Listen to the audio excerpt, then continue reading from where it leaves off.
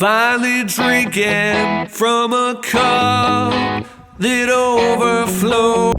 Well, friends, maturing in our faith and growing with God is so important. But if we mature for a season and then finish poorly in life, what's the point? Maturing in Christ is consistency and being able to sustain through suffering and through hard things, and knowing that the end goal is finishing well. Knowing that the end goal is actually that you completed the work that God had for you. I don't believe that most believers, God chasers, Jesus followers, desire to mature so that it only lasts a little while, just so they can slip back into old life and bad habits. But many of them do, and many of them will. And I have found 3 keys in my life with Christ and the Word of God that I've committed to and that have been helping me for a long time now. So today in this video, we are going to walk and talk about all 3. And the last one is probably not what you think. And I'm pretty sure at least 2 of the 3 you haven't heard taught at church or a Bible study. Unfortunately, that would not be popular in comfortable Christian circles. But we don't walk by sight and comfort. We walk by faith and obedience in the kingdom of God. It overflows, and like a child, I can't get enough. No, where I'm headed next will only heaven. So what are the 3 keys? Well, let's start with number 1, and it's going to seem really, really obvious. But I assure you that the majority of believers, they never reach their full potential in living out number 1. In fact, that's actually what this channel is for, so I can serve you in growing with intentionality and living out number 1. And then you will desire to live out number 2 and 3. And hey, if you're on board for that journey, make sure and subscribe, because the next videos will build off of this one. So number 1, hearing God daily. Now this one goes without question, but in this video, we want to stress how we can make this possible for your whole life. And these are all some ways that you can focus on hearing God daily. Read, pray, wait in silence,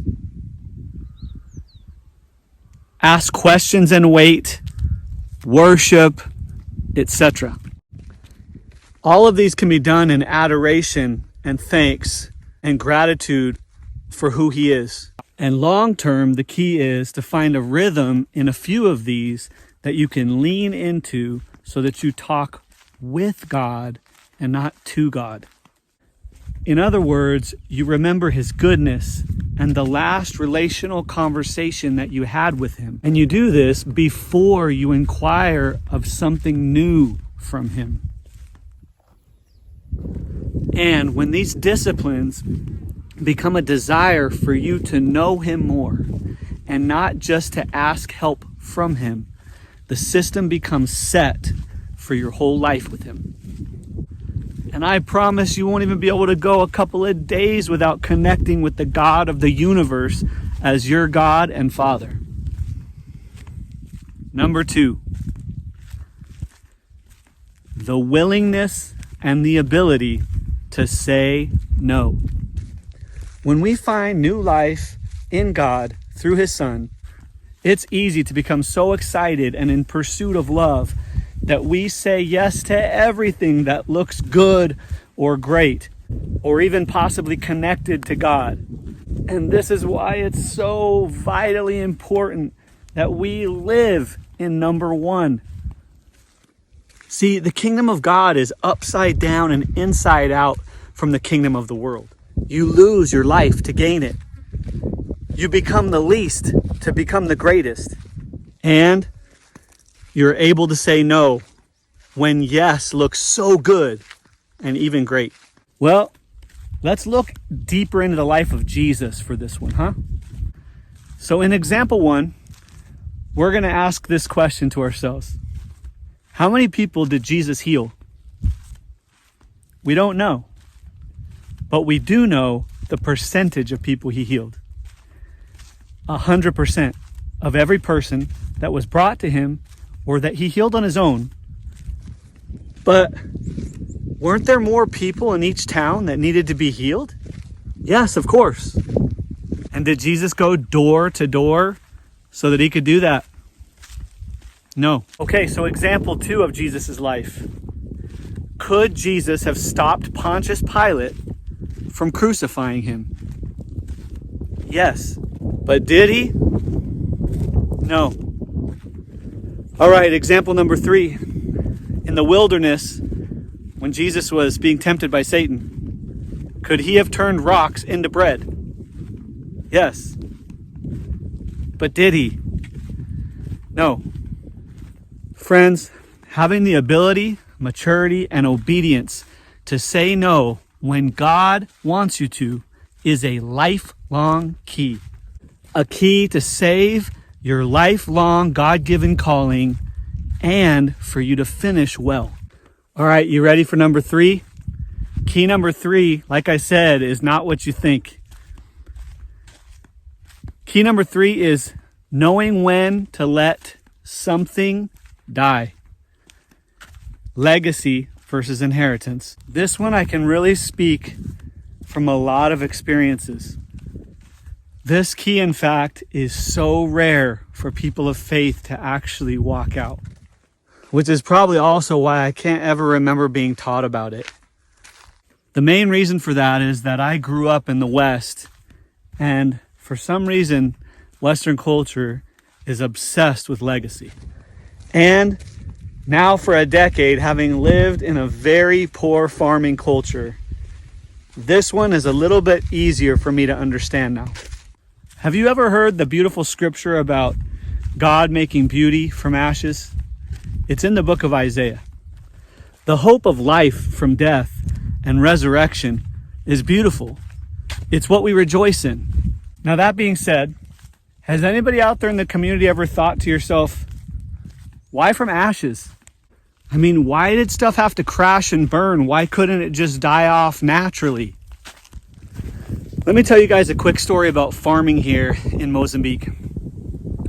One of the systems, or one of the processes that they have here is come September, October, November, the people start plowing the ground with their manual hose and things like that, digging up the ground, getting it ready, moving old corn stalks and grass and all that, and tilling it, making their mounds for planting. And they also, during October, a lot of them burn their fields. And unfortunately, it makes for a miserable October with the dust and the fire and things. But many of them do that because the stalks on the ground and the grass would make such extra immense work for them because they don't have machines, they don't have farming equipment, that it just makes sense for them to burn it. It's not great for the soil long term and all that, but they need their energy for being able to make the mounds, weed for the next 2 or 3 months, and they need to be able to plant. And so it just takes too much time. And then also it helps to remove snakes and critters and things like that. And so at the end of the day, the ground has ashes on it. So they've literally harvested, the stalks have died off naturally, and they've also caused the destruction of the stalks and made piles of ash all over their field. Now, what's interesting in all this is they do it for convenience sake, but if they had machines and things like that, they could pile up the stalks and the things that are good for the soil, and they could blanket the ground, and God would create out of that naturally. But because they also burn it, and there's ash on it, and it's clear, when they plant, God also creates out of that as well. The thing that the Mozambicans do not question is that it's time to die. They know that their fields need to naturally die and or be burned so that they can replant. Now hear me on this. They don't go back to their dead stalks on the ground 2 months later and start shouting, "Grow again, grow again." They're not under some delusion that the corn is going to grow off of the dead stalk. Our life in God is the same. There are things in us that He wants to die off so that He can create new life. This process of death to life is something we're supposed to partner with Him in. whether that's emotions, vocations, ministries, unhealthy relationship, sin, etc. Friends, this one key can destroy whole ministries and break up the closest of relationships. Holding on to things so that we can have a legacy within the kingdom of God is like the height of pride and hubris. And also, as believers, we should know the word legacy is not in the Bible. And the word inheritance, which is mentioned over a dozen times in the book of Hebrews alone, is a much different word. In my opinion, and I'll probably have some pushback on this or some flack from any of the people that have platforms, but for me, in my opinion, living in a poor country for 10 years and committing my life to losing legacy, in my opinion, legacy is the enemy of inheritance. I mean, think with me. Consider Jesus, who left all glory and considered it not on our behalf, so that he could walk in unity with us together as a human, to walk on the earth with us as a high priest. He gave up his legacy for his inheritance from the Father. That's us. We're his inheritance. And now we are supposed to create a legacy? What? How crazy is that thought? Friends, we are to live for the inheritance he gave us, himself. And until Christ returns and makes it all right, things, people, and seasons will come to an end. And they will come to an end whether we allow it naturally and obediently, or whether, God forbid, they end in destruction. My own personal testimony on this began my first season of knowing when to let things die and to say no, of step 2 and 3. My personal testimony on this was that within 90 days of me leaving the pursuit of baseball in my life, the Lord gave me one of his good and perfect gifts in my wife, Carla, of almost next month, 25 years. I had to come to the realization that baseball in my life, as I saw it, had come to an end. And God was saying, trust me, Ian, let it die, and I'll bring new life. And you know what? He did. Faithfully, abundantly, more than I could ask or think. New life with Carla. But think about this.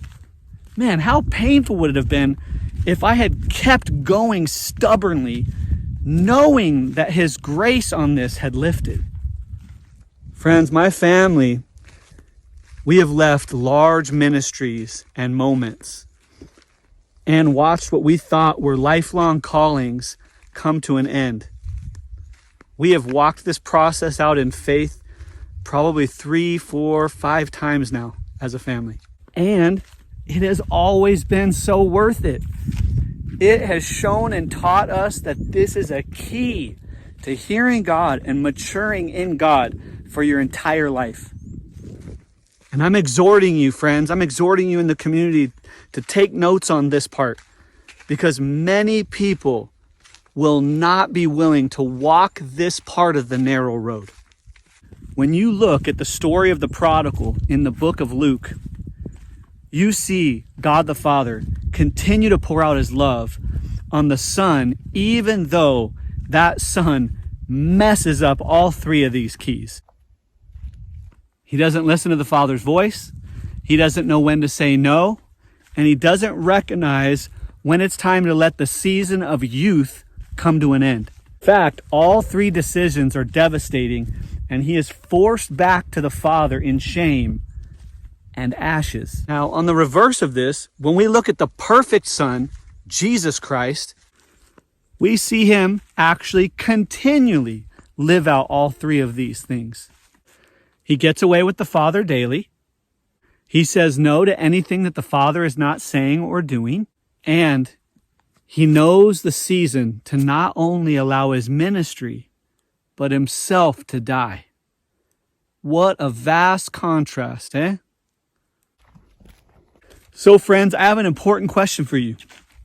Which one of these 3 keys, hearing God daily, having the ability and willingness to say no, knowing and recognizing when it's time to let a season, a thing, die. Which one of these do you feel like you've already walked out once in your life or grown from? Have you had to walk out all three yet? Next question. Which one of these are you afraid of, or in some way you know, I haven't gone through these yet? Please, please, please, this is your moment to comment below or to ask questions about this so we can engage as a community. I've been so grateful for your questions so far, but I'm super excited about this video because of these keys. These ones will change your life if you're willing to walk through the fire and let God walk you through the fire and the water in them.